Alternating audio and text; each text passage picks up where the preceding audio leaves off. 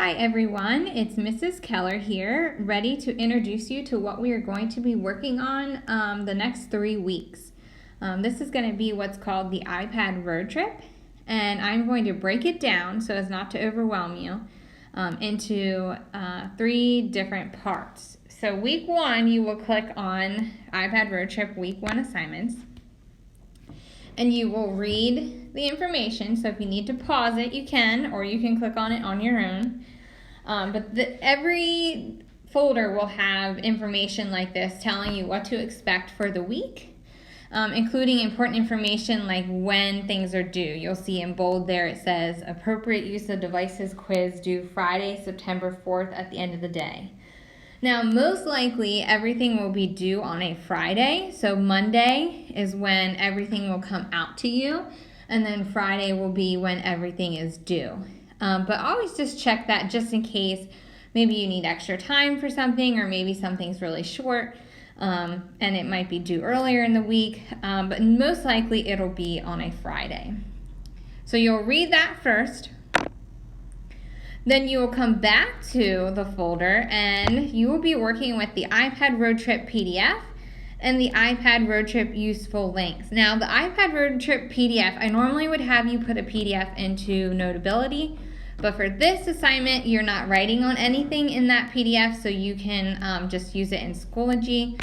The useful links, so we can go back and forth, I'm going to kick out into Safari using the bottom right-hand box with the arrow. Usually ThingLink and any link works better in Safari anyway, so it doesn't hurt to pop that out there. So let me pull up the PDF now. And you can see there's 6 different stops we're going to make on our road trip. This week we're going to work on appropriate use of devices and cheating. So for appropriate use of devices, who owns this device? It's not you. This device was given to you from Central York Middle School.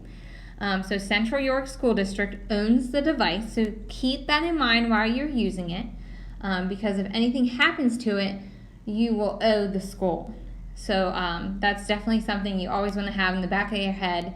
And the fact that they can access anything on your iPad, your pictures, anything you go to via websites, etc. So just keep in mind, you don't own this device. Don't use it as a personal device. Use it as a school device. And then how do we treat school bought items? Obviously very carefully. And this is something you will see in the appropriate use of devices quiz. I am not going to go over that with you. I'm going to have you take it until you get 100%. But that is going to go over different things like not eating around the device, not drinking around the device, making sure you're keeping the school-issued cover on your device. All those different things are given to you to keep your device safe and to keep you from owing the school any sort of money for any damage caused to your iPad. Usually we have a guest speaker, but of course we don't for remote online learning. So then you're just going to pause this video and take the quiz, appropriate use of devices. Again, it's all stuff that you probably have heard before, but it's good to review because I think often we get used to using a device and we forget that it's not ours. Just like my mom recently retired from work, she had to get a new phone number because the phone she's been using for years, since I was probably in elementary school, was her work cell phone. So it's going to be weird for me because I had her number memorized, now I won't. So just something to keep in mind. It's not your device, it's the school device. Keep that in the back of your head. Moving on to cheating. Again, you can pause and take the quiz if you would like. But we want you to do the Have You Ever link for this section. And that is going to be when you go to this iPad road trip. There's 2 buttons by cheating. This is the Have You Ever button, the first one on the left there. You're going to answer these 10, I believe it is, yes, 10 questions. You can answer honestly. You're not being asked for your name in this, so you can answer honestly. You're going to answer these 10 questions in the Have You Ever section. So go ahead and pause this video and take time to do that.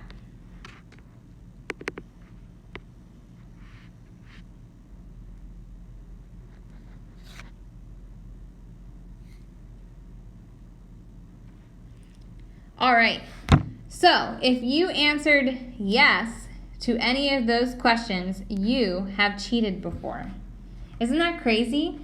I think that there are definitely ways that I didn't realize you can cheat just because you didn't really think about it. Like, I don't know, cheating can be so easy.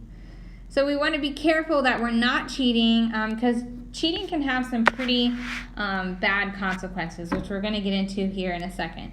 So what is cheating? Using a video or essay that someone else wrote as your own, copying someone else's worksheet or homework word for word without working with that person. I see people try to do this all the time.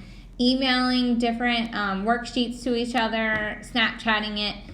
Again, remember, this is a school device, so if you email it, we can see that. And then taking your sibling's assignment and turning it in as your own. If you don't have an older sibling, you won't even have to worry about that one. But these are just some different examples of what cheating is. So what happens if you cheat? The student handbook has your consequences listed in there for you. And I have the link right here on the right. So the link in the thing link takes you to the student handbook, and on page 11 here, it's going to tell you what academic misconduct consequences entail. Academic misconduct is just another word for cheating. So you see it says, all students are expected to maintain the highest levels of academic integrity. Integrity meaning you're not going to lie. You're going to be honest. Any academic misconduct, such as plagiarizing or cheating, may result in a 0 on the assignment. Based on the severity of the infraction, disciplinary consequences may be assigned. So that wouldn't be good. Any academic misconduct involving technology or the internet will also trigger the above consequences, as well as consequences under the acceptable use policy. That acceptable use policy tells you that you could lose your iPad privileges. Sometimes they don't completely take it away, but they restrict Safari or different apps. So you don't want to lose your privileges on the iPad. You want to be able to use it to its fullest capacity. So just don't cheat. It's not worth it. Just stay honest. So I think that concludes, there it was. That concludes our section on cheating. So the only thing you need to do is complete the appropriate use of devices quiz. Again, make sure you take that until you get 100%. We want to make sure it's clear how to properly use your iPad. But there is nothing else you need to do besides watch this video. Next week, we will do troubleshooting, and we are going to skip ahead to the workflow and planning section next week. So we're going to do the troubleshooting and the workflow and planning. Have a great rest of your week.